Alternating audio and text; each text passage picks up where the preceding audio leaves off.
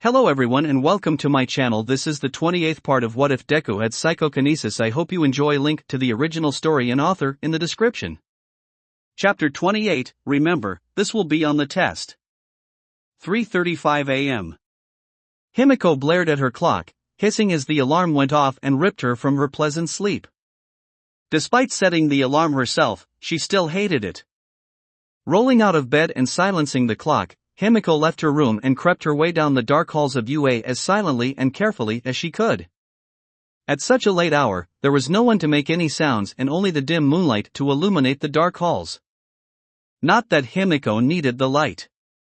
In fact, she made it a point to avoid it altogether, hugging the darkest shadows and using every skill she had learned to avoid detection. The school was empty, but only a fool would think there still weren't eyes watching every nook and cranny. Himiko had lived in this school for months. More than enough time to study it, to learn where all the different motion sensors were and the limits to their ranges. The infrared lasers that crisscrossed throughout the halls, invisible unless you knew where each one was pointed. The many cameras and when and where their blind spots overlapped. The journey from her room to her target, the teacher's office, was normally only a couple-minute walk, even at a leisurely pace, or when the halls were packed with students.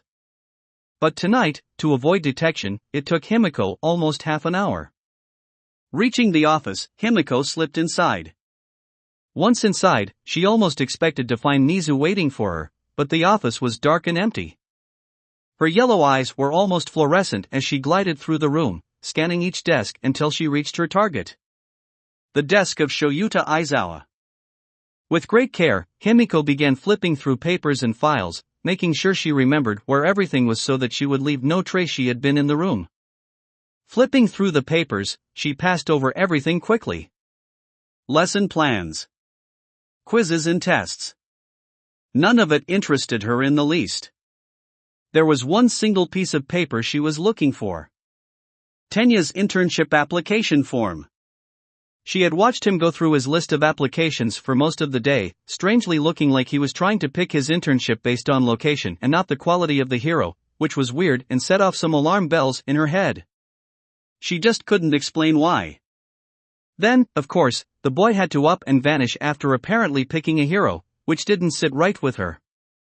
She needed to know what the hell her friend was doing.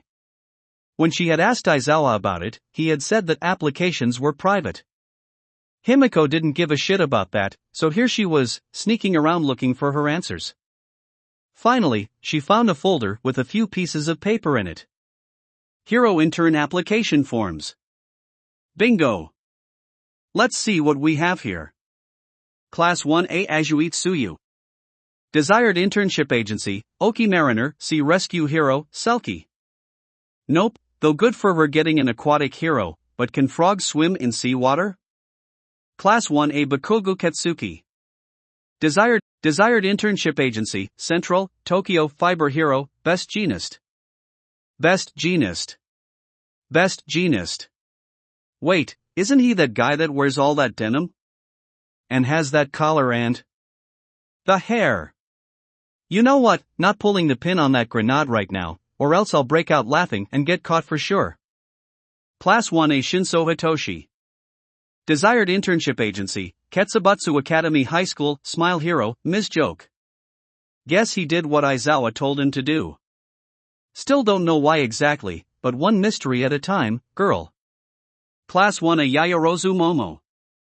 Desired internship agency, Asaha City, Kansai Region, BMI Hero, Fat Gum. I have no idea who that is. Is he a nutritionist? Some kind of candy maker? Maybe he makes those Gomu Gomu no Mi candies or something. Like that Wonka hero from the States. I know that because of Izuku, but I can't for the life of me remember when he said it. That's scary.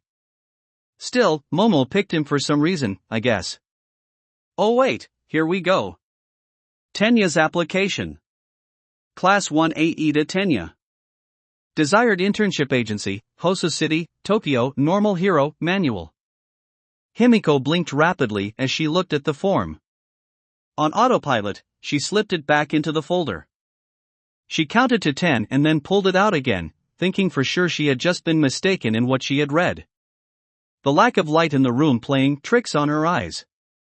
A second look, however, only confirmed what she had seen the first time was right. Fuck! With her mind racing, and her blood pressure spiking, Himiko made sure everything was put back where it was and left. The whole journey back to her room, Himiko fought to keep her composure. She couldn't believe it. She could not believe that Tenya was this dumb, this much of a complete and utter idiot. Tenya's supposed to be one of the fucking smart ones. When Himiko finally reached her room, she raced for her school bag, digging through it and pulled out the list of hero applications she had been sent. Collapsing on her bed, Himiko started reading through them, eyes scanning as fast as she could. Once she had gone through a sheet, she tossed it away and moved on to the next. Throughout the night, papers flew until they littered her floor, and she was left with nothing. Her list of heroes hadn't included Manuel, or a hero from Hosa City. Fuck! With still a couple hours until the start of class, Midnight had hoped to have a relaxing cup of coffee as she got ready for the day. She had a feeling that classes were going to be a little stressful considering what she, 13, Aizawa, and All Might had planned. So she wanted to make sure she was in the right state of mind before the day began. Unfortunately, that was now looking like it was going to be impossible. No sooner had she poured herself a cup and sat at her desk in the teacher's office than Himiko barged in on the warpath. We need to talk. Now. Okay. What exactly can I help you with? Send me to an internship in Hosa City. Midnight blinked, then immediately replied, no. Himiko's face twisted into a snarl. What? No. I think that was a pretty clear answer to your request. Now why don't you? Himiko slammed her hands down on Midnight's desk, jolting the computer screen and keyboard. At what point did you think I was asking you? I'm telling you, send me to an internship in Hosa City. Midnight returned Himiko's glare. Toga, why in the hell would we let you intern there? Out of all the places in the world, that is the last place we'd let you go to. The last place you'd let me go? What about Tenya? Ida? What does he?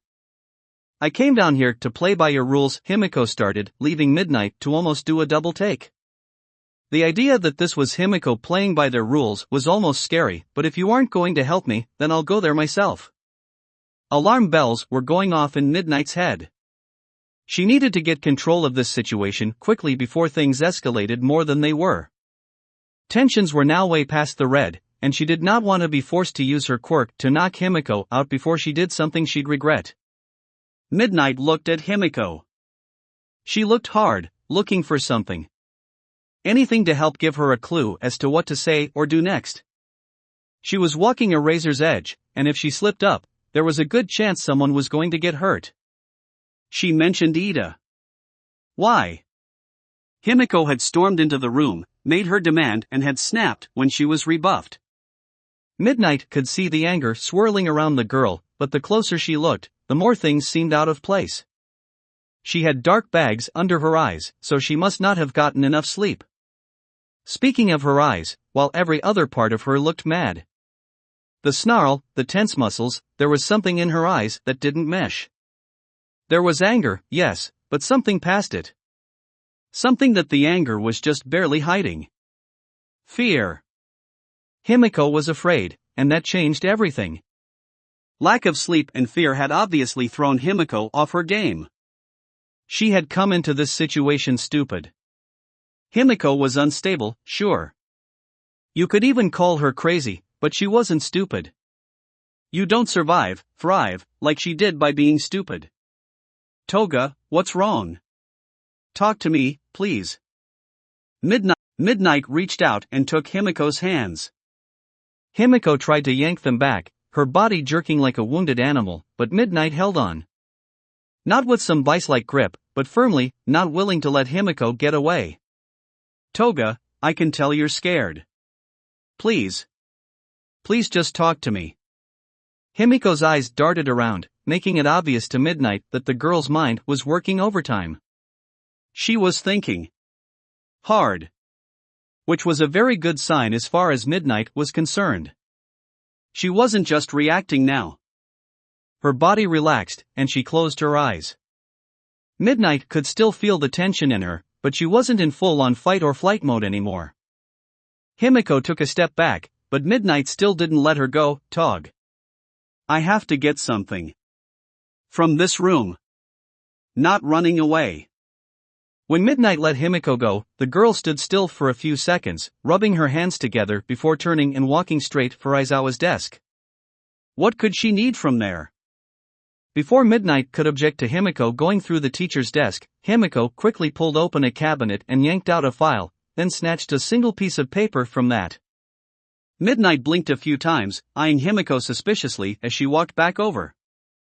You seem to know exactly what you were looking for. Himiko rolled her eyes and handed Midnight the paper. Upgrade your security. Midnight glanced down and winced. It was Tenya's internship application. Himiko crossed her arms.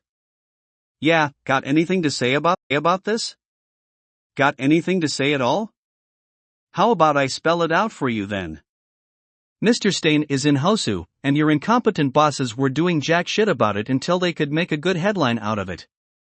While they're sitting around doing nothing, Tenya's brother gets attacked by Mr. Stain in Hosu. Now, all the official news sites are saying he's recovering, but I saw how Tenya looked and the way he was acting all day yesterday. Obviously there is more to it than that. So I watch him. He's my friend and I have to make sure he's okay and all that crap, and I see him going through his list, paying more attention to the locations of the heroes than the heroes themselves. Which is fucking weird. Then, at the end of the day, he picks his hero name, which is his brother's hero name, and rushes to turn in his form. Now Tenya, his family has pedigree. The Ida name means something to heroes. So he could easily have gotten an application from some big shots, but instead he picked some guy who's listed in the 200s. Now why would Tenya, a smart but little stiff good guy who preaches doing your best and setting a good example, pick someone like that? Could it maybe have something to do with the fact the hero he picked is located in fucking Hosa City? As Himiko breathed deeply after unloading, Midnight looked down at the form again. You think he's going to try and find Stain and to get some kind of revenge? Is that a serious question? Of course that's what he's doing. Because even one of the smartest people I know can't avoid acting like a fucking idiot. And you're afraid he'll find Stain?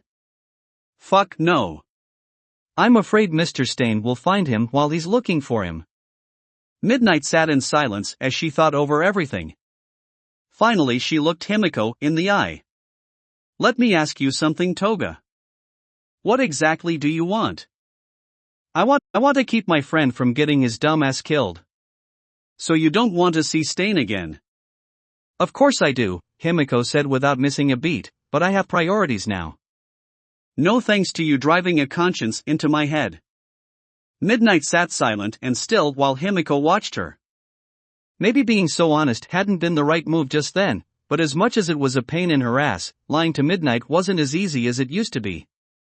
The truth sometimes was just the simpler option. When Midnight got up and put the paper back into Aizawa's desk, Himiko wasn't sure what was coming next. She however was ready for either a long and boring talk explaining why she wasn't going to get what she wanted, or some kind of house arrest. Since she had pretty much said she was going to leave. In hindsight, not the smartest move on her part. When Midnight sat back in her seat, Himiko raised an eyebrow when she saw that Midnight had brought something back with her. A stack of papers that looked just like her list of hero applications. With a sigh, Midnight handed them to her. Here. Himiko frowned. And what this? Your hero internship applications. Your pre-screened hero internship applications. My what? Pre-screened? Principal Nizu, myself, All Might, and Aizawa screened the heroes that sent you internship requests.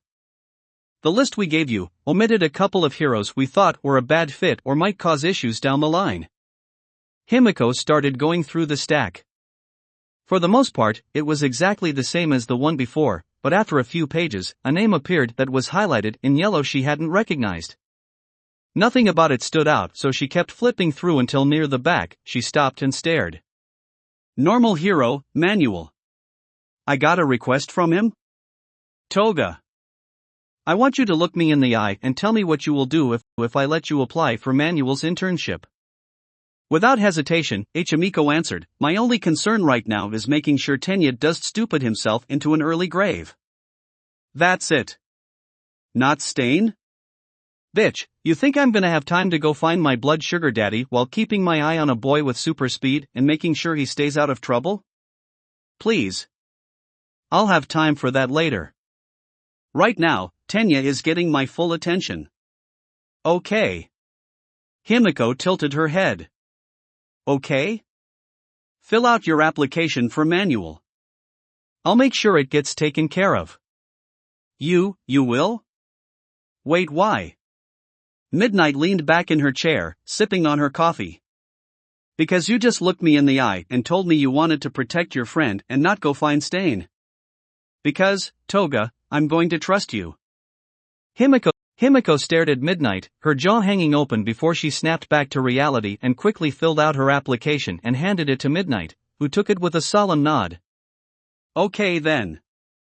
Now unless there's anything else, I need to get ready for class on top of now dealing with this. So I suggest you, go take a nap or grab a lot of coffee. And now that we're done reporting on those horrible Stain updates, we got some juicy gossip for you shipping fans. We have some raw footage of the first and third place sports festival winners letting their secret love peek through the cracks. Captured on a cell phone, we can see first place winner Midoriya Izuku getting pulled aside by some cute fans, but watch out, it looks like Uraraka Ochako wasn't too keen on letting some girls get too close to her man. Look at her trying to rush in, it's so cute. And when things start to get a little too much, our little green boy pulls her out of the train. Look at that hand-to-hand action. That kind of public display can get you sent to the principal if you're not careful, kids. It looks like all that high-flying teamwork a few days ago makes a lot more sense now. We have ourselves a future power couple, folks. Though it makes you wonder, did they go into that sports festival planning on working together? Not very fair for all the single students though, don't you think? We'll just have to keep an eye out for these two. After the break, more romance than you can shake a tree at. Could MT Lady and Kamui Woods be together? Eyewitnesses saw two waiters talking about a dinner they served the heroes. All that and more, after the break. Izuku's chopsticks dropped onto the table, followed closely by his jaw as he looked at the TV in horror. To his side, another pair of chopsticks clattered off the table as Ochako slapped her hands against her face and floated up towards the ceiling. While the two teens suffered from a horrific case of existential crisis, Inko was doing her best not to break out into a laughing fit. M.O.M. Pfft, I'm sorry, but Inko turned away because if she wasn't looking at her son, then he wouldn't hear her start to laugh. M.O.M. But you both looked like a couple eloping. It was cute. Me and Uraraka, a couple. Eloping? But that means us running away to get married. Izuku's face started heating up. Images of him and Ochako eating together, watching TV together and training together flashed through his mind. To calm himself down, Izuku quickly reasoned that he and Ochako pretty much did this already, what with Ochako over at his house every day, so there was no reason to get all flustered. His reasoning hit a small bump though when his daydream changed and now they were doing all these things, but their personal space was non-existent. Small lingering touches, brushes against each other while washing dishes. Cute smiles and leaning against each other while watching a movie on the couch. Covered up in a blanket. Holding each other's hands. It was a nice dream that made Izuku's heart flutter, but he tried to refocus. Ochako was his friend. What they had now, how could he ask for anything else? How could he risk what he had now for anything else? Besides, it was like he already figured. He and Ochako pretty much spent all their time together anyway. The only difference was that they didn't live together, or sleep together. Sleep together. Izuku's heart ran wild, grabbing the wheel of his imagination away from his brain and letting ideas and thoughts flash before him that he always tried to keep away. His own worries and insecurities made this so easy. Ochako and him, wrapped in each other's arms. So close Izuku could easily imagine the heat of her body, the soft scent of her shampoo from her hair. Taking a breath, Izuku tried to force himself back under control, away from his impossible and foolish daydreams and back to reality. His heart and hormones, though, were not going to let him get away without a scratch though. They drove one last thought into his mind, reminding him of something he had seen from that Wild Pussycats magazine that Pixie Bob had worn, along with other things. Sleeping together could mean other things. Bright rosy cheeks with a hungry smile and a twinkle in her eye. A pink sheer nightgown with white lace pillowing over in the front and pink silk flowing over ample round hips. Izuku's whole body overheated and his brain short-circuited. With a strangled gasp, he collapsed into his seat, steam rising out of his ears. Inko looked at her son and shook her head, doing her best to hide the knowing smile on her face. Then she looked up at Ochako in sympathetic understanding, as Ochako recovered just in time to watch Izuku break. Poor girl, my boy is not going to make this easy for her. Hopefully they get this settled soon. I refuse to let Toshinori win our bet. I may have to stop being so subtle with them. I was not aware that you and Uraraka were a couple. After finally recovering from Inko's teasing, Izuku and Ochako were now on their way to class. Once they had reached the school grounds, they had ended up running into Shudo. The three had walked in silence before Shudo had dropped that bomb. Hearing those words come out of Shudo's mouth, Izuku promptly turned on his heel and started back down the school steps, deciding that the day was a wash and he was going back to bed. Ochako latched onto his collar and dragged him along, blushing but keeping herself under control, unlike the sputtering Izuku. We're not, Todoroki. I guess you saw that same lame gossip show. They don't know what they're talking about. Shuto nodded. Ah. I see. I didn't picture you as a gossip follower though, Ochako said, looking at Shuto with a raised eyebrow. You don't seem the type to care about that kind of thing. My sister watches it before she heads to work. A horrific thought hit Izuku. You don't think anyone else saw that report, do you? Ochako sighed. Ashido saw it for sure. And she's probably already told the whole class. Izuku tried to turn away again, but Ochako yanked him on. Be strong, Deku. Shudo looked at the two before casually observing, for not being a couple, you two are very familiar with each other though. Izuku, who was done fighting Ochako to get away, shrugged. Uraraka's my best friend. And after training and hanging out with her for so long, I guess we know what we can say and do to each other. She knows she can count on me, and I can count on her. Ochako nodded with a bright smile. You mean you're training with all might? Ochako's eyes went wide while Izuku waved his hands about. Todoroki, please. Don't worry. I won't go around telling others about it. Obviously you both don't want that kind of attention. Still, you both should get ready for more people to start making the connection. What connections are you talking about? Ochako asked, still neither confirming or denying Shuto's statement. Shuto pointed at Izuku. Midoriya confirmed his connection with All Might by mistake even if he tried to hide it later back when I confronted him at the sports festival. And since you two have stated to have trained together, you have that connection too, Uraraka.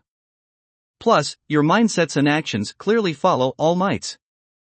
Your fighting styles might be different, but you both come from the same mold. I won't say anything, but you both should be ready for others to start putting things together. Hiding this fact won't last. Our classmates aren't fools. Izuku and Ochako shared looks, before nodding. There were secrets that they could never tell their friends and classmates, but if things got to the point where they were getting asked questions, flat-out lies would probably cause more harm than good. They needed to be ready with a story. And sometimes the best stories have a hint of truth. There would be time for that later, though. Reaching their class, Izuku opened the door and was greeted with the predatory smile of one Mina Ashido. Izuku and Ochako gulped. Today is going to be a long day. After a good heckling from their classmates that only stopped after Katsuki threatened to blow up the whole classroom for being a bunch of noisy shits and Tenya acting as class rep to remind everyone that as students of UA they should be above such trivial gossip, the class regained its composure. Mina rolled her eyes at her fun being cut short, and Himiko elbowed Izuku in the side, asking when he was going to drag her off somewhere. When the bell signaled the start of class rang, and no teacher was present in the room, the students of 1A looked around, a little confused. Everyone, please remain seated. Even if no teacher has arrived yet, class has still started. Tenya spoke over everyone as they started talking amongst themselves. A few rolled their eyes, but in amusement over their fussy class rep Denki snorted. Calm down, man. It's not like we're going to go full anarchist and start a riot in the class just because the teacher is a little late. Still, I wonder what's going on, Karo. Aizawa-sensei didn't mention he was going to be late yesterday, did he? Izuku asked, glancing around while some shook their heads. As the class continued to question what could be happening, the door to the room opened up and Aizawa, Midnight, 13, and All Might walked in. Ochako perked up as she saw her favorite hero, now fully healed up and back to teaching. Good morning, class, Aizawa said as he took his place at the podium. Good morning, sensei, the class immediately replied back. Sorry we are getting a late start, but we had to wait because someone, Aizawa turned to look at All Might, who rubbed the back of his head nervously, didn't remember that our classes are state-of-the-art and are equipped with projectors. So we don't have to roll in a TV on a cart. A few students snickered. A cart? That's so old school. I feel like I've been robbed of seeing All Might pushing one, though. A strong cough from All Might and an attempted stern look got the class to settle down. Tenya raised his hand. Sensei, does this mean we will be watching something for our class today? Should we not be using this time for the students that have yet to select the hero they plan to intern under? Aizawa nodded. That is correct. While normally this time's for your selection, I believe that recent events call for an adjustment. At least for today. While the students looked confused, no one spoke up, much to the approval of Aizawa, who was glad they were working on not wasting time. With the class settled, 13 stepped forward. Recently, the staff here and police have finished our review of the security footage from the villain attack at the USJ. While we have used it to move forward with tightening our security, the school believes that it is also in your interest to watch it as well. Aizawa continued, what you can learn here may help you decide what you need to work on and lead to a better internship pick, if you are still undecided. Some of you still have yet to turn in your applications. Everyone felt the room get colder at the mention of the attack. Some began to fidget in their seats at the idea of watching the footage Aizawa was talking about. Midnight stepped forward. The staff understands that this was a very traumatic experience you all went through and some of you may not be comfortable seeing it so soon after the attack. While some nodded in agreement, not having the most pleasant memories from the incident, several students looked over at Izuku sympathetically. Everyone was very aware that out of everyone present, he had come out of the attack in the worst shape. Midnight also looked over at Izuku before she continued on.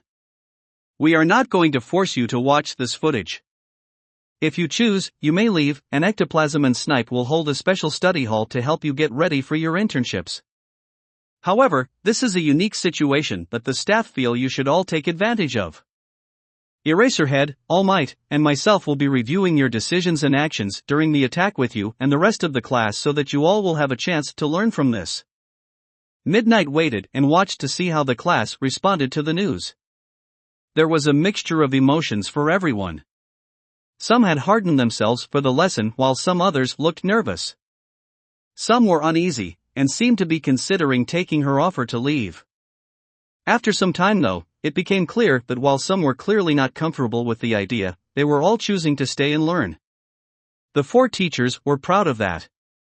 Watching footage from this kind of attack could make even some pros squirmish.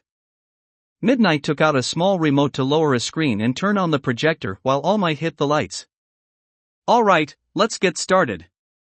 The recording started, opening with Kirojiri standing before the class and the immediate assault of Katsuki, Aijuru, Himiko, and Tenya before a black mist started to envelop the class. While some students were able to leap or defend themselves, most were transported. Aizawa immediately paused the video and zeroed his eyes on the 4 attackers. Explain what you 4 were thinking. You were confronted with an obvious serious threat that you knew nothing about. Instead of following a teacher's instruction, you 4 attacked blindly, putting yourselves and possibly your classmates and 13 at risk. Ijiru rubbed his head nervously, but it was Tenya that stood up to address Aizawa with respect. Aizawa-sensei, he who hesitates is lost. The villain at the time did not seem to be taking any defensive measures against us and seemed more concerned with the whereabouts of All Might. While I cannot speak for the others, as class representative it is my duty to look after my classmates. So I took the initiative. Ijiru nodded. Yeah, what Ida said. The guy looked like he was leaving himself wide open, so I jumped. Aizawa nodded and then turned to look at Katsuki and Himiko directly. And you too? Anything to say? Katsuki shrugged. There was an enemy in front of me. I'm not going to wait around and let him do something. I'm going to blow him the fuck up. Kill them before they have a chance to kill you, Himiko added with a dismissive shrug. Aizawa sighed. Hesitating in front of a threat can get you killed. This is true, but here's something for you 4 to think about. 13 pointed at herself on the screen. I was about to use my quirk to attack that villain. If I hadn't stopped myself in time, there is a good chance that you 4 could have gotten hurt. Not by the villain, but by me. It's true in moments like this, decisive action is important, but so are decisions that give plenty of thought and consideration. Your class rep used a quote, so I'll give you all one too. Look before you leap. So we were wrong? We screwed up? Ijiru asked. As students, jumping in as you did is not something we as teachers can overlook without giving you things to think about. Your actions could have had consequences. However, you did act while your classmates were still absorbing the situation and stuck in place. All Might said, addressing the whole class. Suyu tapped her chin.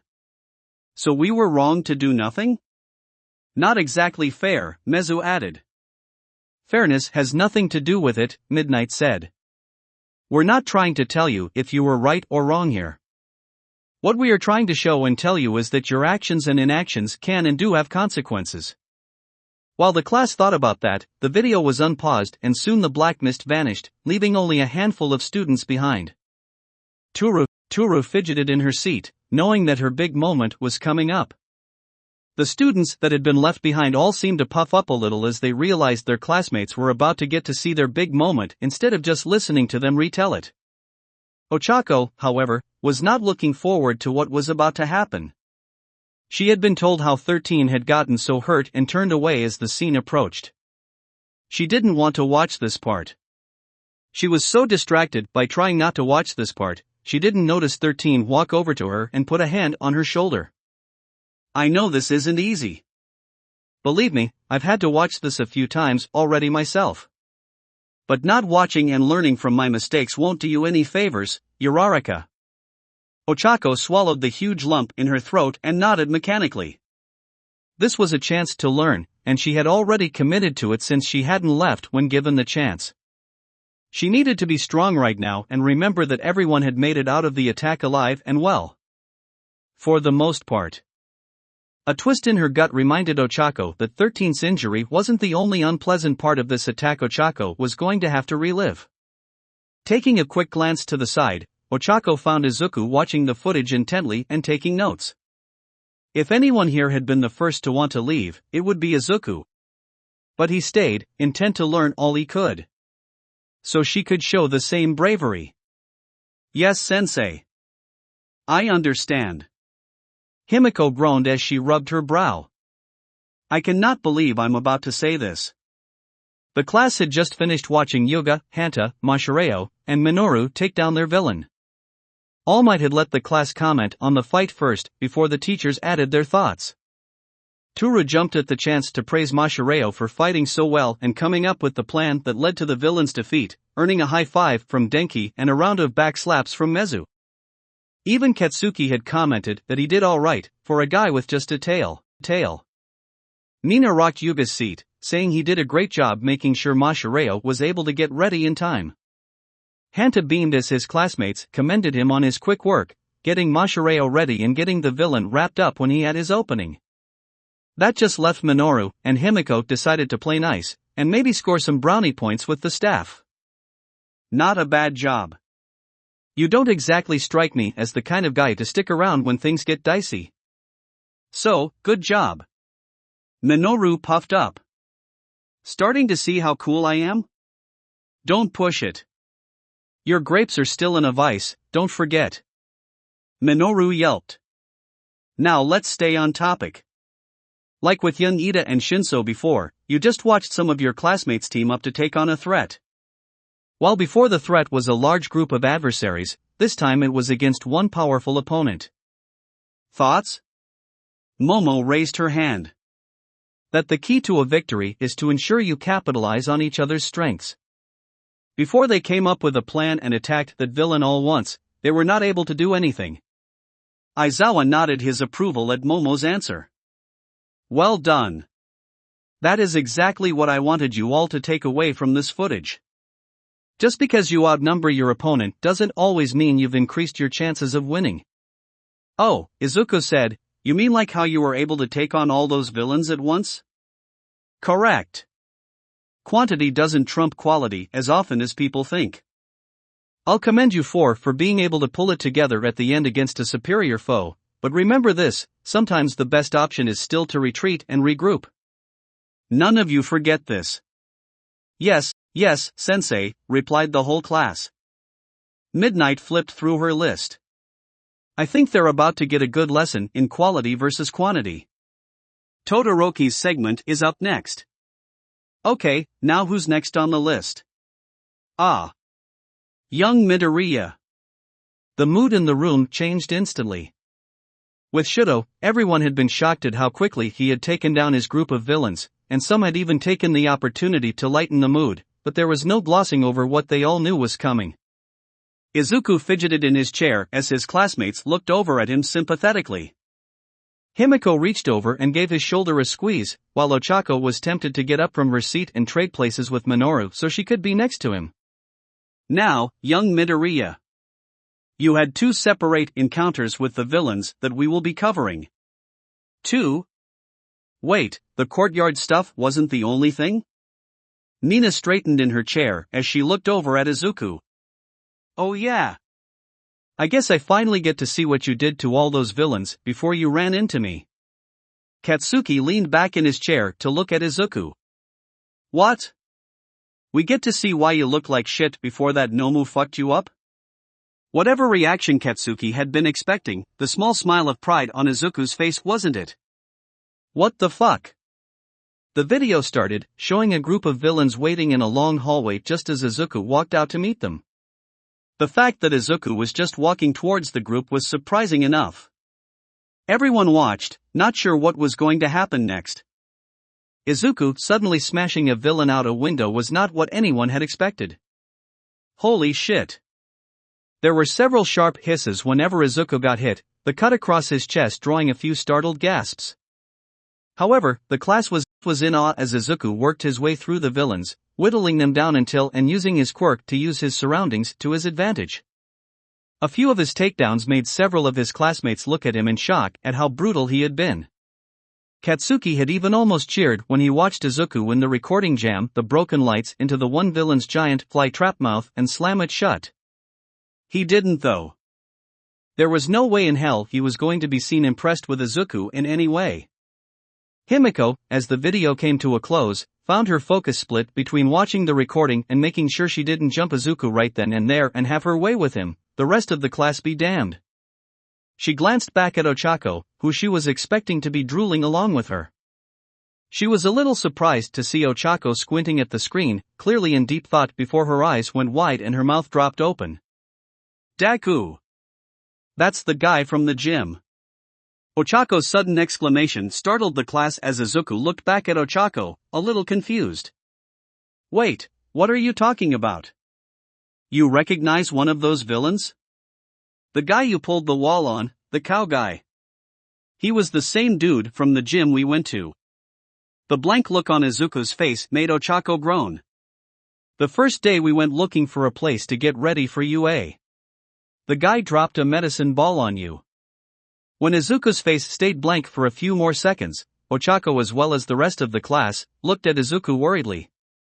After all, having a giant man-ka drop something on you shouldn't be something you just forget. Izuku blinked several times before the class could see the light bulb over his head light up. Oh yeah. Wow, I totally forgot about that. All Might turned his head, doing him best not to laugh, while several of his classmates looked at Izuku incredulously. Hitoshi shook his head. How? How do you forget something like that?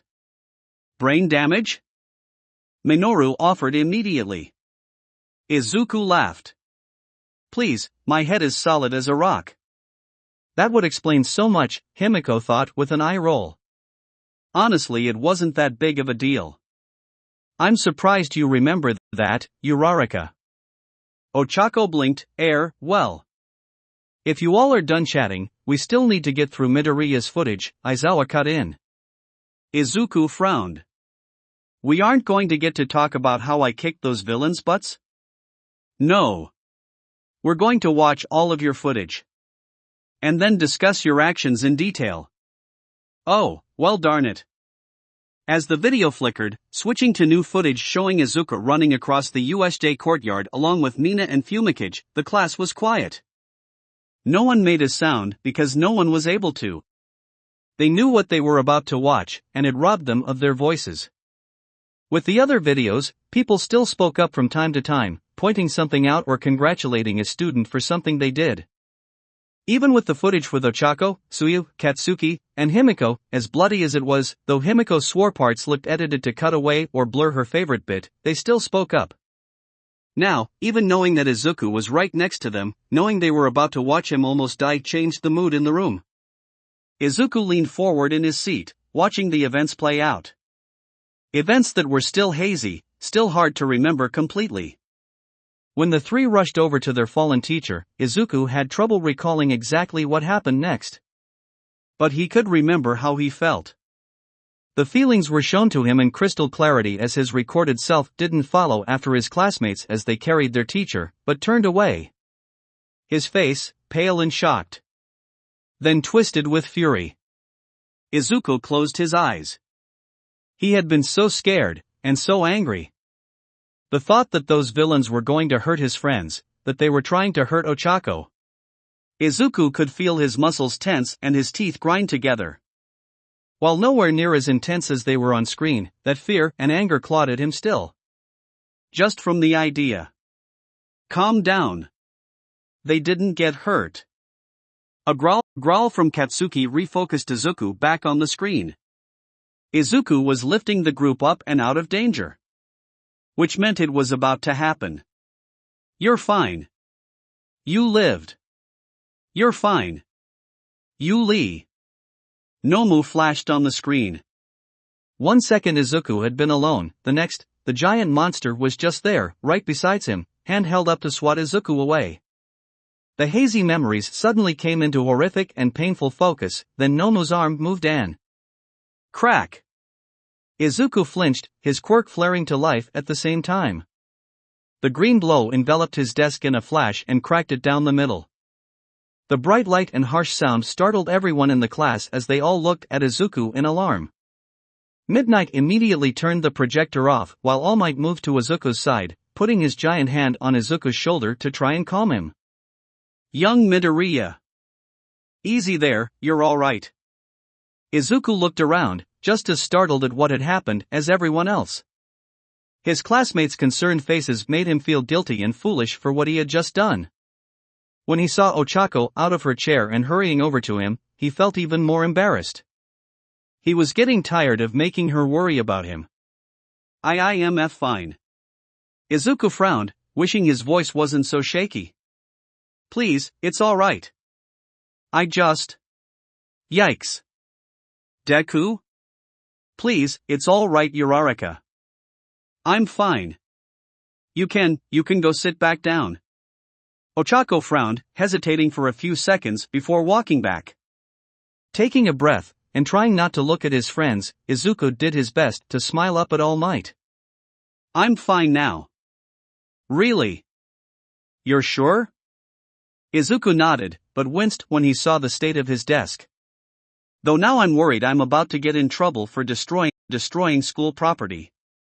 Midnight waved off his worries. "This school has a budget for damaged property. A desk isn't even a drop in the ocean." As the class settled down and Izuku had made sure to reassure everyone he was fine, Aizawa walked up to the front of the class. "We won't watch the rest of Midoriya's footage. At this point, I doubt there is any need. The lesson from the first 2 clips should be enough." However, instead of everyone offering their thoughts on the footage as we've been doing, I want to let Midoriya answer this himself. We can have the normal discussion after that. When the class nodded, Aizawa looked at Izuku. "Midoriya, after everything you just saw yourself do, what did you do wrong?" Izuku gulped. He had figured that talking about this was going to be tricky, but he had still bet on it being a class discussion like the other times. To suddenly be put on the spot felt a little unfair. Which honestly matched up with Aizawa's whole teaching method. Izuku was also keenly aware that besides his classmates watching him and his friends, All Might was paying close attention. Still, it wasn't like Izuku hadn't given his action at the USJ some thought before. Things he could have done differently. Actions he should have taken that might have led to him being more helpful or not in a hospital bed. At the very least, things he could have done to not worry Ochako as much as he did. "I've thought about what I did when I rescued," Katsuki growled at the term, or helped everyone get away from that group of villains. "When I acted before I wasn't really thinking. My body just acted on instinct." Both All Might and Ochako caught that last bit, recalling how Izuku described how he acted back when he rushed to save Katsuki from the sludge villain last year. "But I suppose if I had to do it again, I would have made sure that my friends and myself would be able to get to safety. If I brought the group over to me, Uraraka could have floated me and then we could have made our escape out of the villain's range." It was a simple change, but back then he had never thought of having Ochako float him and move himself with his quirk. Now that he knew that could work, it made his new plan so easy to see.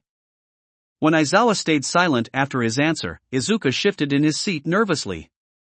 Izuku thought the answer was a good one, but it looked like his teacher was expecting something else. Which was worrying, since Izuku wasn't sure what else to say. "Midoriya, that's not what I meant. I'm not asking you what you did wrong while helping your classmates. I'm talking about before." "Before? I don't understand." Katsuki groaned and twisted around in his chair.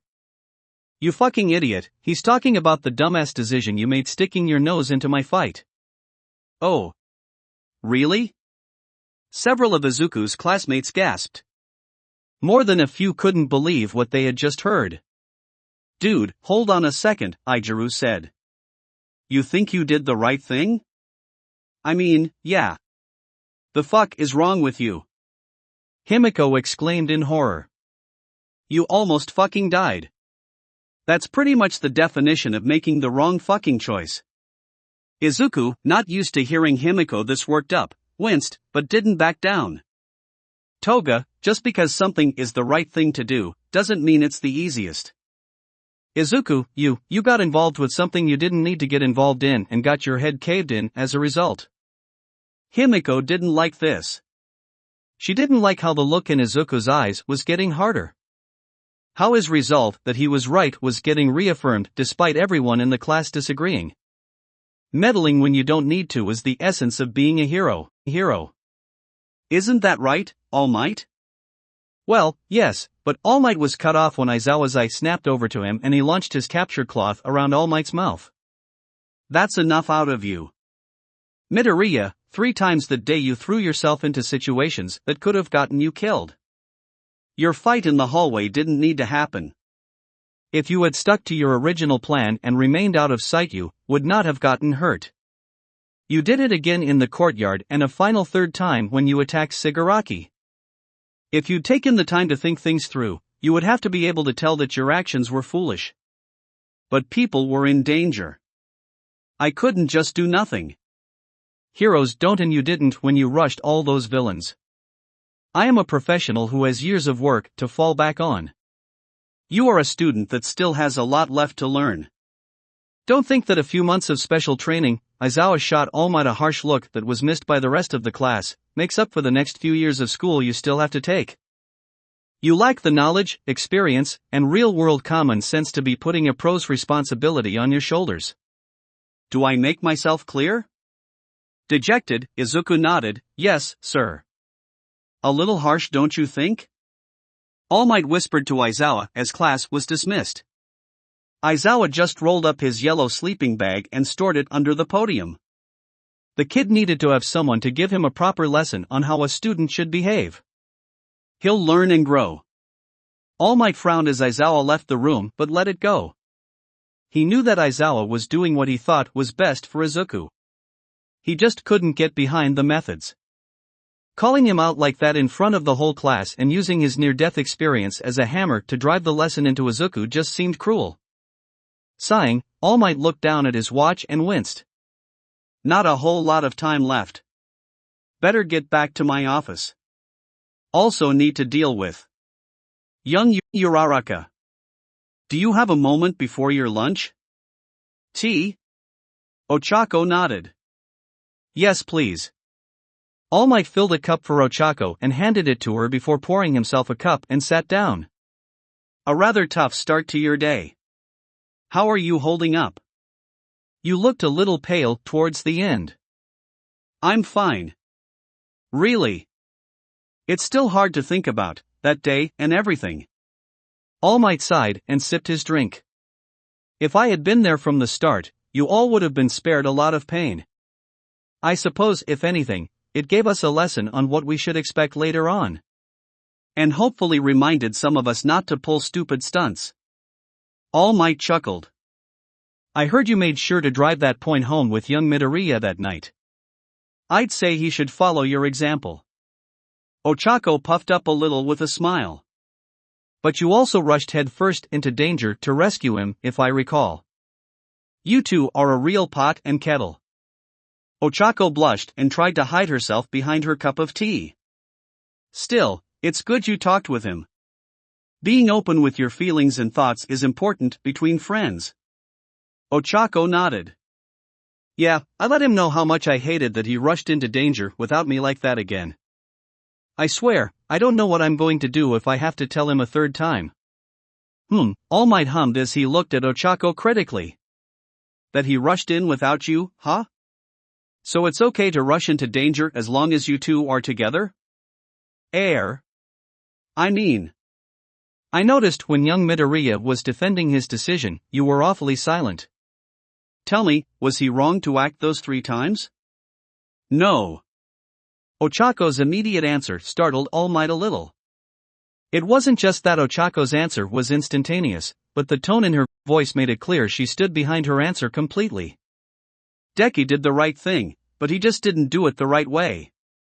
He needs to realize that he doesn't have to put himself in harm's way like that all on his own. If Aizawa asks you about that, maybe come up with a better way to say that. Or else you'll join me and young Midoriya in the doghouse, All Might said with a laugh. Is Aizawa-sensei angry with you too? That was a concerning thought. All Might just waved her off. Me? Oh yeah. He's not convinced I didn't screw up while training young Midoriya, and you too, I would guess, if he ever heard you say what you just said.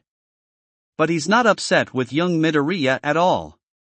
He just has a different method to teaching and trying to drive home a point.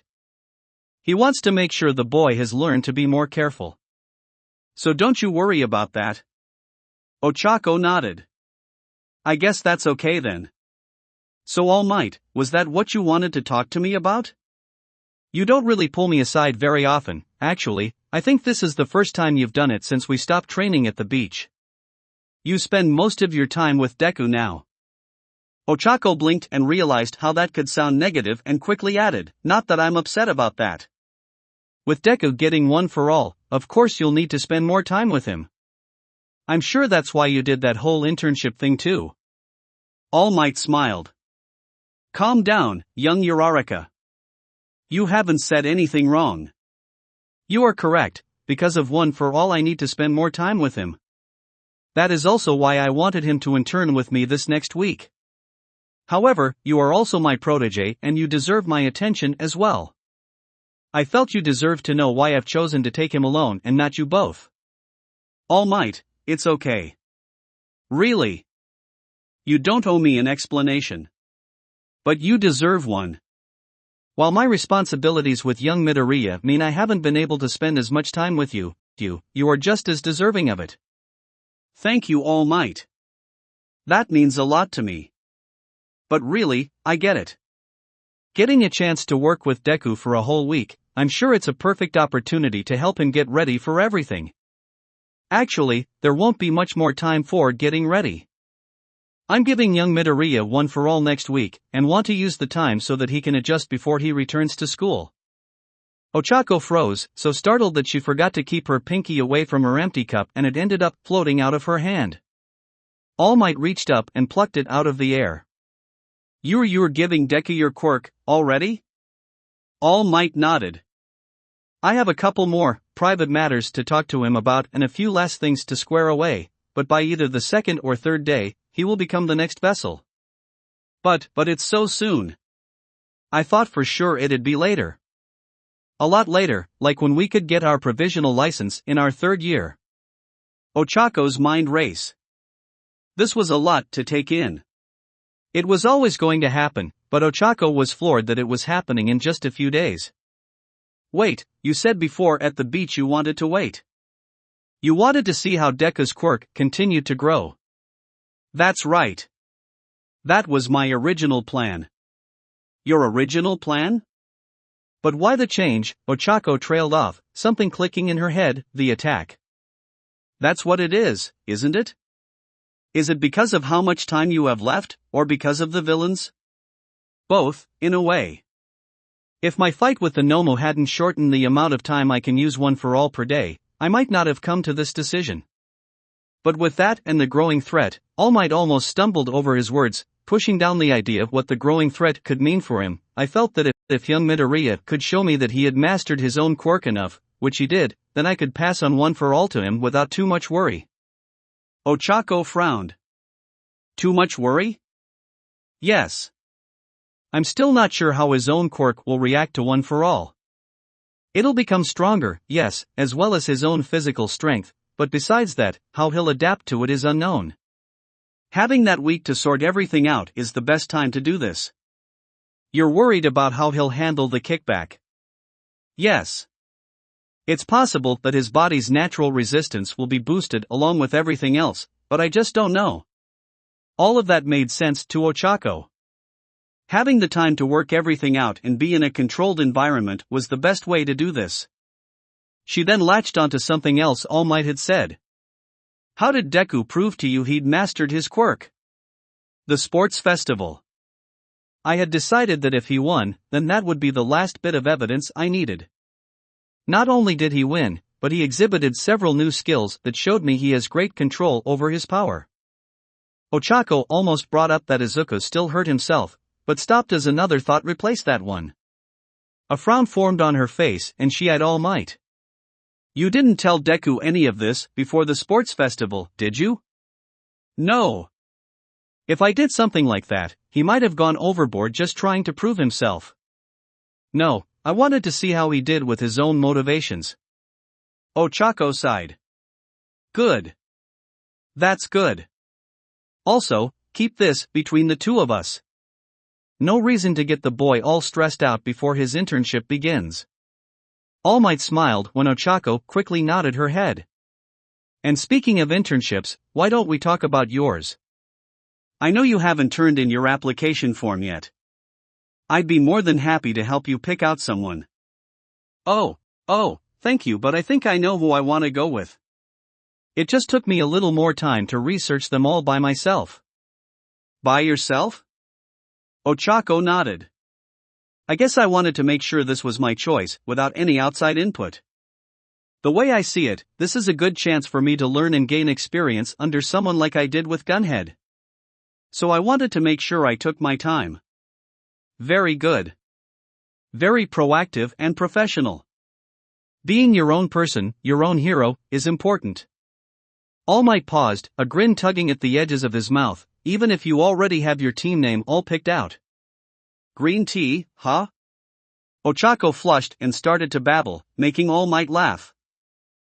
I'm sorry, but when I saw the list of names and saw that added to your and young Midoriya's hero names, I knew I had to get some kind of tease in. So anyway, who did you end up picking? Ochako reached over and pulled out her application from her bag and handed it to him.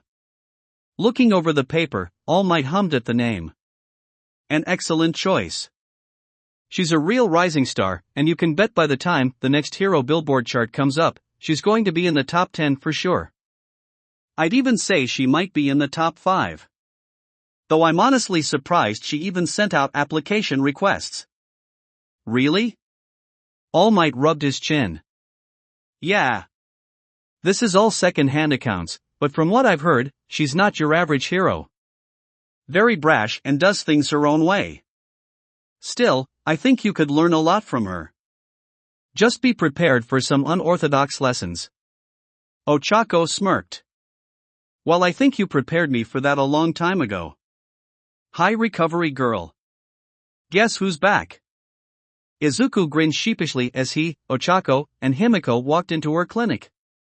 It was the end of the school day, and he and Ochako were ready to do their promised blood donation for Himiko.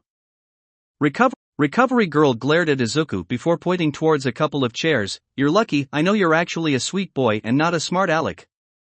Otherwise, I wouldn't put up with you. Of course. I'm adorable. Adorable, huh? Izuku's grin widened. Sure I am. Just ask Uraraka. She'll tell you. Ochako coughed into her hand and was very, very proud of herself for not freezing on the spot or actually agreeing with Izuku on pure reflex. Instead, she shifted the attention back to Recovery Girl. Maybe don't upset the person that's about to stick a needle into your arm. Air.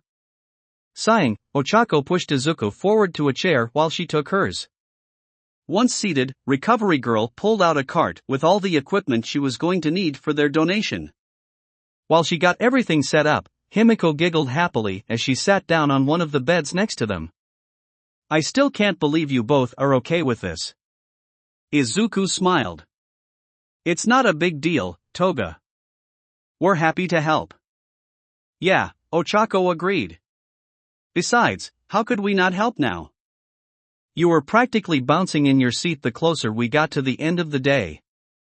Blushing, Himiko picked at one of her hair buns. Wait? You noticed that? I mean, yeah.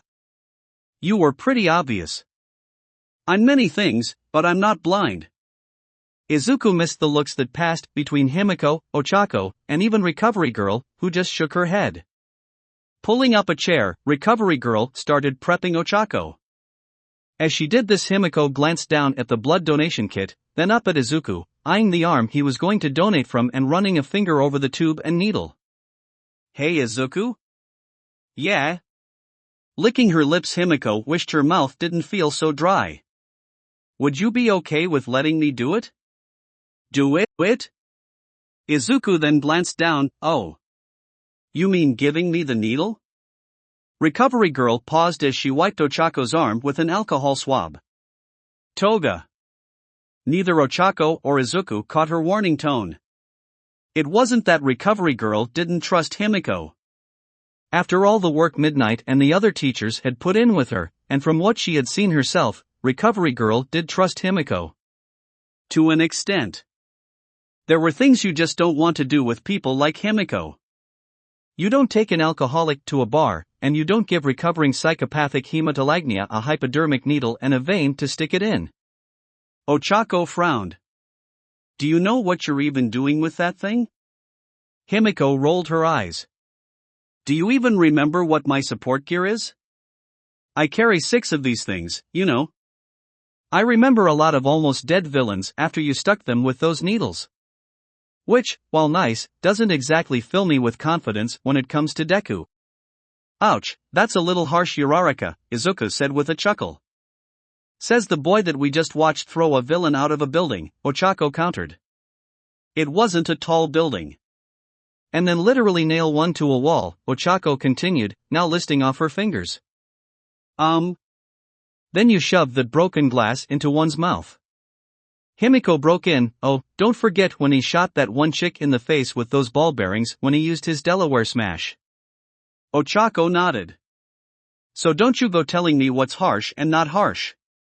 I haven't done anything as extreme as ripping someone's jaw off and beating them over the head with it. So I still think you got one on me. Ochako blinked a few times. Oh yeah, I did do that, didn't I? That was pretty extreme, wasn't it? It's cute you both think that that's extreme, Himiko mumbled under her breath. What was that, Toga? Izuku asked. Himiko immediately put on an innocent face, which with her fangs, didn't look that innocent. Oh, nothing. So anyway. Can I put this in you? Oh sure. I don't mind at all. Wait. Really? Himiko's eyes glowed, and her smile widened. Recovery girl sighed, rubbing her brow. Young man, do you even know what you're saying? No, he does, Ochako said with a resigned sigh, though she didn't look too stressed out. After all, she didn't think Himiko would ask if she didn't know what she was doing. Besides, even if something does go wrong, you're here, recovery girl. So you can just fix me up, Izuku added with a happy grin. Recovery girl eyed Izuku as she went back to work on Ochako. And just what do you take me for, young man? The greatest doctor with the greatest healing quirk in the world? You are a few years too young, and I'm a few decades too old, for you to be trying to sweet-talk me like that. Ha! Ochako and Himiko laughed as recovery girl's comment went right over Izuku's head.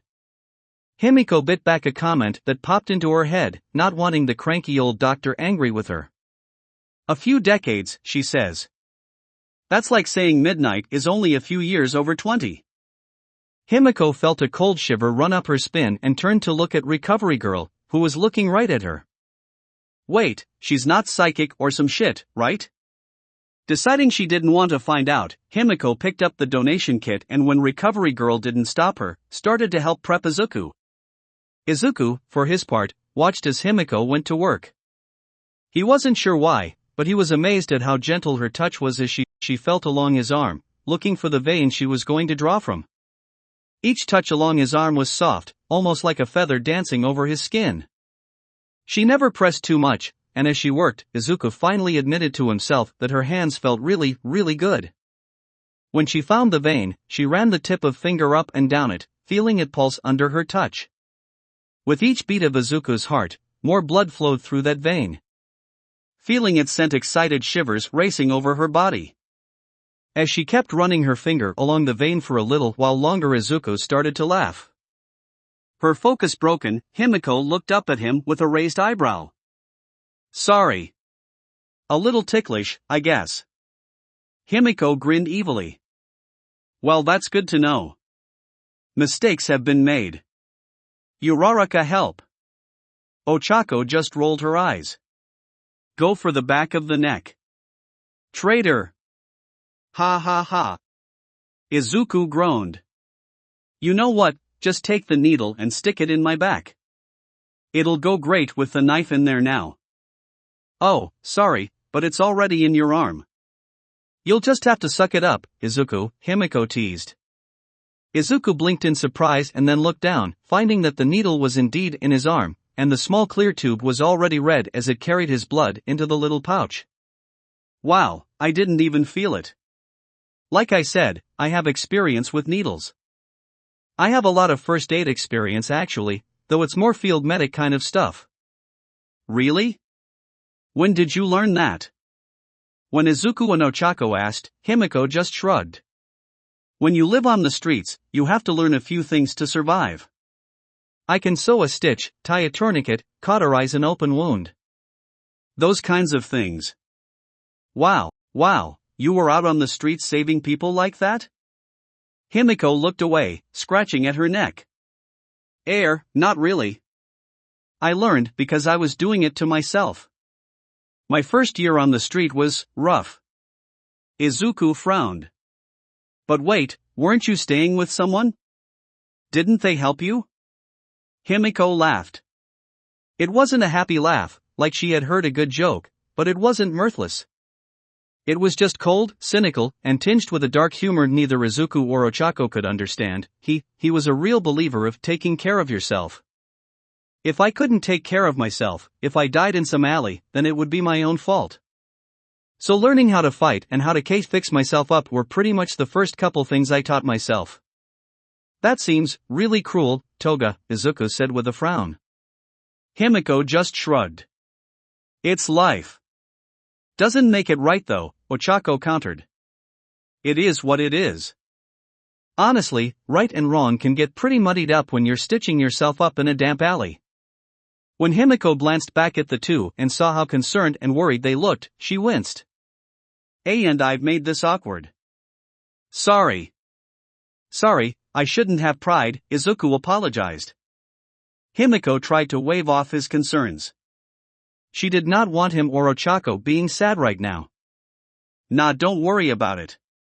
It's all, Himiko paused, thinking about the coming week, it's all in the past. Right now at least.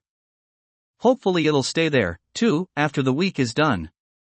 You ever think about taking some paramedical or first responder classes? I'm pretty sure UA offers that when our classes get more specialized heroics courses. You could get an EMT license paired with your hero license so you could treat people in the field. Ochako's question threw Himiko for a loop, leaving her slack-jawed as she tried to even comprehend it. Recovery Girl was also paying very close attention to the conversation now. Izuku was nodding his head in complete agreement with Ochako. Ochako. Wait? Me? A doctor?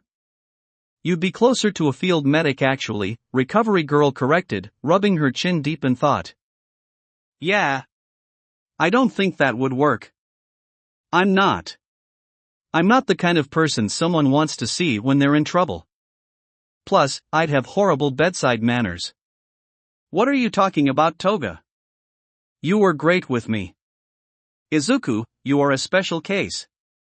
Besides, you have to be like, I dunno, a good person to do that kind of stuff. Izuku looked at Himiko, clearly confused by that last thing she said. It almost sounded like she didn't think she was a good person, which was something he wasn't going to let slip by without correcting her. So he looked Himiko right in the eye, and simply said, But you are a good person, Toga. Himiko froze on the spot. I'm a wa. As Himiko tried to figure out how the words you are a good person and Toga could be used in the same sentence without a huge knot thrown into the mix, Midnight walked into the room. I thought I'd come in a check on. Midnight looked at everyone and then at the totally frozen Himiko. What did I miss? The weekend came and went, and soon Izuku was standing with his classmates in the lobby of a train station. Rubbing his hands together nervously, Izuku glanced down at the clock on his phone, then towards the entrance to the station. While he fretted around, Aizawa walked in front of his class, making sure everyone was ready before sending them off. Now, you all have your costumes right? Remember, you aren't allowed to wear them in public until you start your internships. Izuku winced. He winced harder when Minoru raised his hand, while also pointing at Izuku. Aizawa-sensei. Midoriya doesn't. I'm going to hit him with a bench. I'm going to hit him with a bench and become a villain. Unfortunately, he couldn't exactly say anything in his own defense. While everyone else had their costumes in metal briefcases, he alone didn't have his.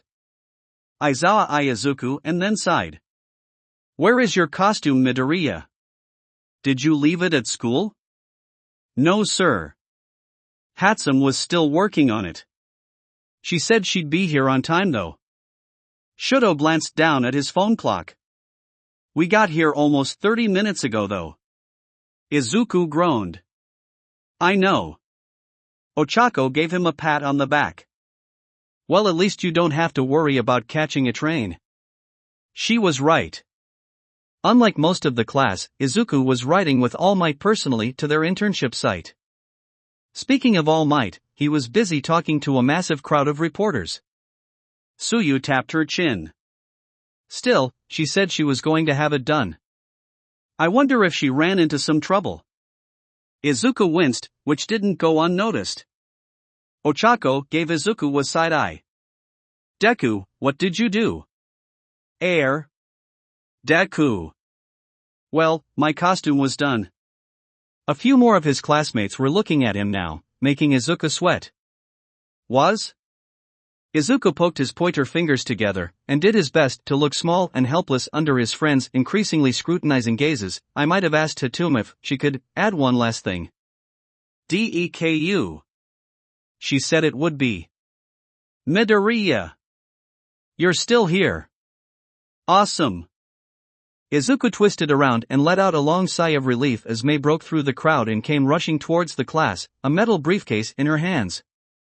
Handsome, you made it. I was getting worried you weren't going to make it. Mei rolled her eyes as she handed Izuku the briefcase with his costume in it. Says the boy who called me in the morning asking about adding more stuff to his costume. Izuku laughed nervously, fully aware that the eyes of his friends were boring into his back. Yeah, sorry about that. I was kinda hit by some inspiration and just sorta. Oh, don't be like that. I said I could do it no problem. I just ran into a problem getting the right material. Oh? Yeah. Can you believe that some people think that just because you borrow something when you plan on asking for it later, that it's stealing? That's crazy. They totally weren't using that memory cloth. Weirdos. Izuku decided not to go down that rabbit hole and focused instead on asking the important question. But it looks good, right? Well, duh. I made it, after all. Yay! Aizawa cleared his throat. If you two are done? Izuku nodded hurriedly and fell back in with his classmates. Good. Then remember to mind your manners when you are with your heroes. I don't want to hear any complaints from them when you get back. Now you all get go. Eraser? It's you, isn't it, Eraser? The students of 1A watched as something incredible happened. The normally stoic or just bored-looking teacher suddenly went stiff. As he turned to the sound of the new voice, his face morphed into utter and complete annoyance. Everyone else turned to see who could have gotten such a strong reaction out of their teacher. A woman wearing a bright orange and green costume with smiley faces around her waist was walking right up to him, smiling brightly as she waved. Eraser, it's been such a long time. I couldn't believe it when you left me that message. Does this mean you finally want to get married? Mina's eyes bulged as she clasped her hands in front of her. Oh my god. Is Aizawa-sensei getting married? No, was Aizawa's instant reply. While Mina pouted at the suddenly crushed romantic scene, the woman doubled over, laughing loudly. No. Oh, you've still a riot, Eraser. Nice to know you're still the same. You know, if you marry me, then we can make a family that never stops laughing. Think of all our children's smiling faces. Please stop. Himiko looked at the two, clearly confused. Okay, so anyone know who this is? Izuku, little help here. That's the smile hero, Ms. Joke. The air around Hitoshi went ice cold while Ochako, Himiko, and Tsuyu looked from Ms. Joke then back to him. Himiko doubled over, laughing uncontrollably until she toppled over. She didn't stop laughing and just rolled along the ground. Ochako tried to cover her mouth to muffle her laughs, but all she did was draw more attention to herself when she accidentally made herself float. Tsuyu held onto her, but made it a point not to look at Hitoshi. Shudo and Tenya gave Hitoshi a pat on the shoulder in sympathy. Ms. Joke turned towards the commotion and zeroed in on Hitoshi instantly. Oh wow. So that's Shinso, huh? I had no idea you already made a kid, Eraser. Hitoshi's eye twitched while Himiko started laughing even louder. Welp, no time to reignite our burning passion. There is no passion. But I need to get back to my students. So Shinso, let's get going. I want to hear all about you. Resigning himself to his fate, Hitsuhei waved goodbye to everyone and followed after the laughing hero. Soon the rest of the class began to disperse as they headed for their trains to take them to their internships. Himiko sighed and made a little show, weeping that not being able to see Izuku not the next week was going to be torture.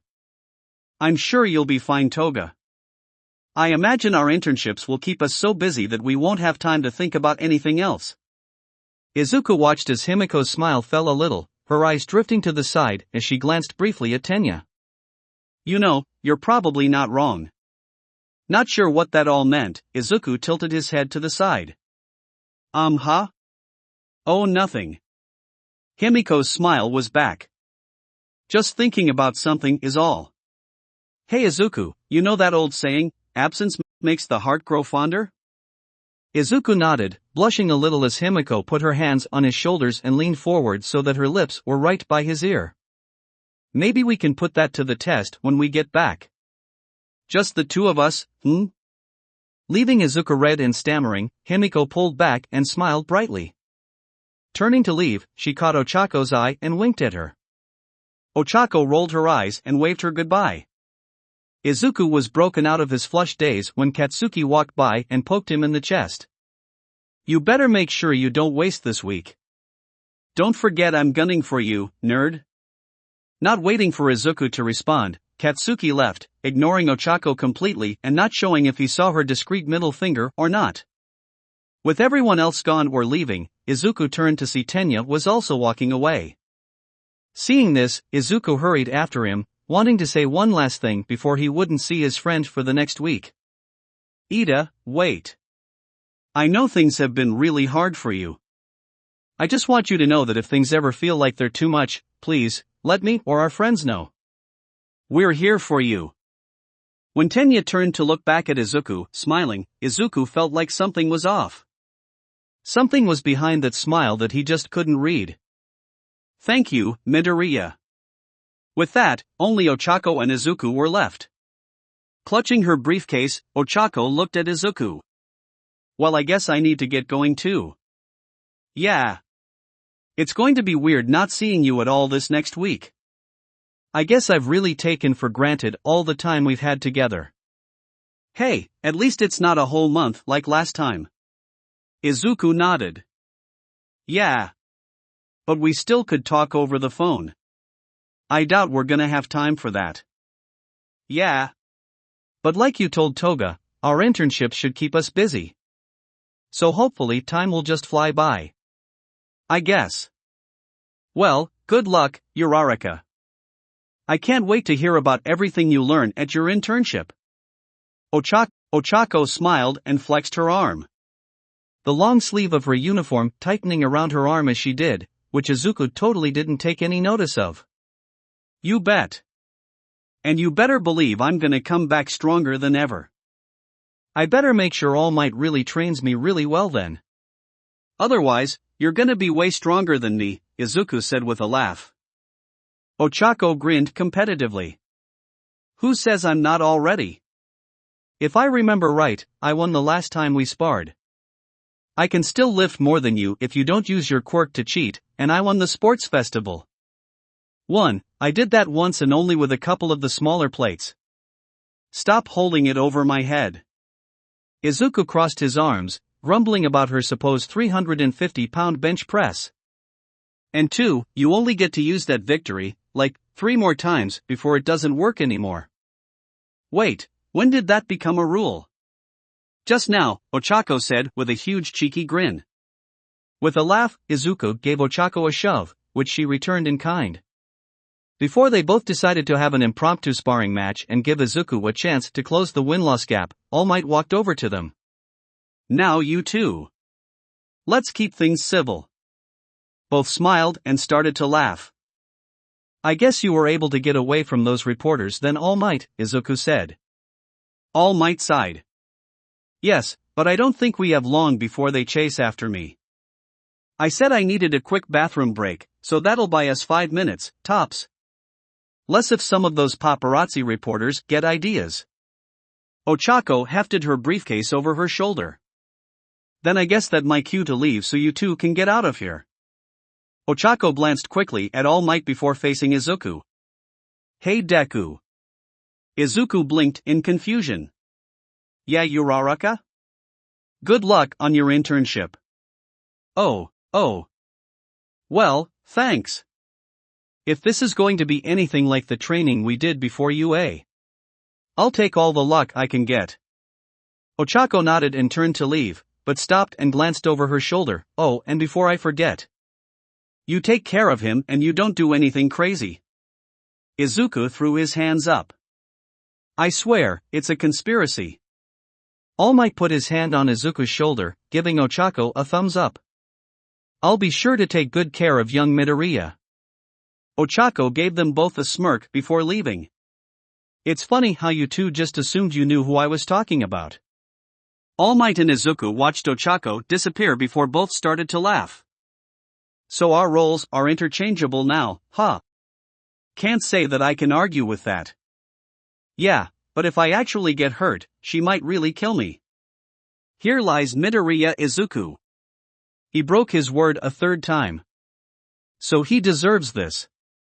Rest in pieces. Well, I'll just have to make sure that doesn't happen. So what do you say, young Midoriya? Ready to get underway? Yes, sir.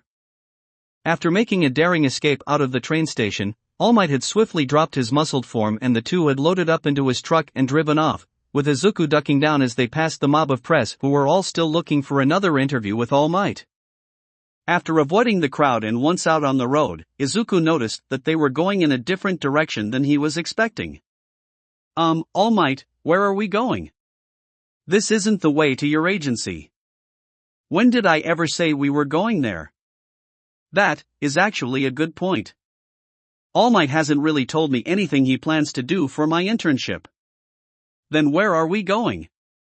I'm taking you to see an old friend of mine. In fact, he was once one of my teachers and trainers. Izuku's eyes lit up. Wait, really? I don't think I ever heard about anyone that trained you. Are they a famous hero? They'd have to be retired now though, right? All Might shook his head. He was never one for billboard placements. His goal as a hero was different than what you'd expect. He's not retired either, though he's not as active as he used to be. Wow, he must be really tough. Tough. Yeah, that's one way to put it. Used to kick my tail all the time. You see, he was my homeroom teacher here at UA. Izuku's jaw dropped. He could fight you and he was your teacher? He sounds terrifying. A few memories flashed before All Might's eyes. Memories of being taught hard lessons by them being driven into his skull, while his master watched with a smile and laugh. Terrifying. Yeah, that's a good word to start with. Seeing All Might start to shake, Izuku gulped nervously. What kind of monster am I getting taken to? What's his name?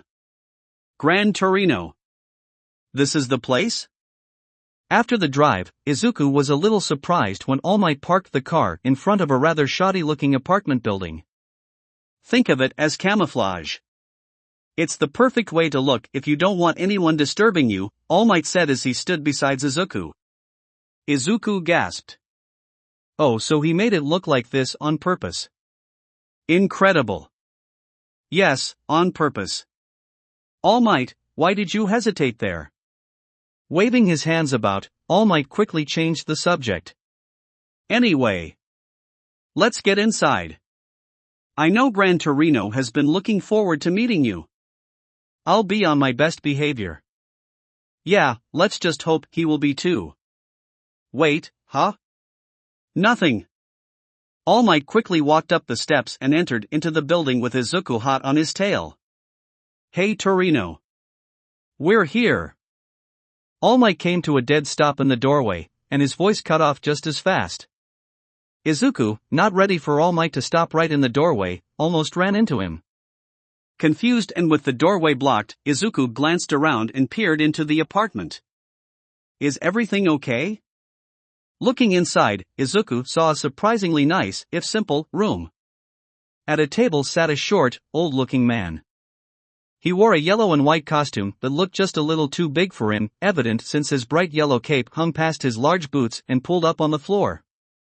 Izuku guessed this man was the Gran Torino that All Might had mentioned, but it was the second person sitting with the old man that Izuku recognized immediately. Any true fan of All Might would know who he was as well. A white suit and triangular glasses, and a distinct hairstyle, green with yellow streaks. Yes, Izuku knew instantly who this other man was, even if he couldn't believe it. It's Sir Night-Eye. He's here too. I wonder why All Might didn't mention. Sasaki? The shock in All Might's voice startled Izuku out of his thoughts. What are you doing here? That will be it for this part. I hope everyone enjoyed. If you did, please leave a like and comment if you want part 29. If you want to hear more from me, subscribe. I hope to see you all in the next one.